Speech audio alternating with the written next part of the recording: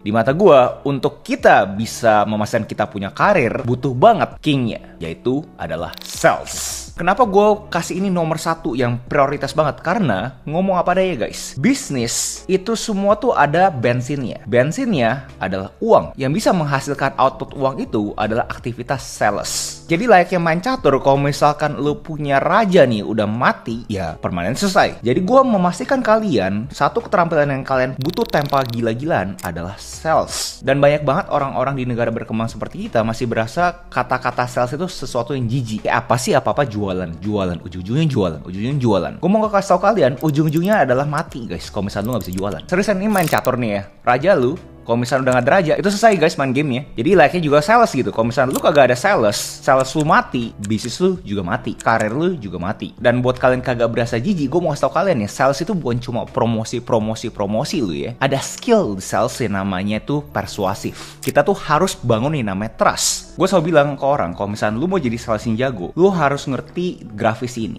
Dimana di sumbu Y itu ada yang namanya itu rasa skeptis. Di sumbu X ada yang namanya trust, kepercayaan. Jadi buat lu pengen mengasah keterampilan salesnya lu harus bisa memastikan rasa skeptis itu bisa turun, rasa trust lu naik. Saat lu ada di titik ini, barulah bisa terjadi sales yang luar biasa. Kalau misalkan orang-orang baru kenal lu, pasti kan skeptis kan ya. Dan kalau misalkan lu langsung jualan gitu aja, tanpa ada persuasifnya dan membangun lu punya kepercayaan, percaya sama gue, pasti lu selalu dikatain ujung-ujungnya jualan. Tapi saat lu bisa ngebawa orang dari kiri ke kanan ini, sampai bahkan ke atas trustnya, itu the real sales. Contohnya apa bro? Kita bisa ngomongin yang paling ekstrim ada studi kasus Apple. Apple menurut kalian mungkin gak ada salesman gitu. Karena di Apple sendiri, title-nya dibilang genius. Jadi kalau misalnya lu pada pengen masuk ke Apple Store, akan ada orang yang datang, itu bukan salesman guys. Mereka secara internal ngomongnya itu genius. Mereka tuh gak kasih kalian promo, gak kasih kalian diskon. Dia tuh nanya, lu punya problem apa? Lu punya masalah apa? Sini gue pecahin dengan teknologi yang gue punya. Jadi selalu fokus ke akar masalahnya dahulu. Di core skills pertama ini, sales ini yang gue berani komentar, mau 2030,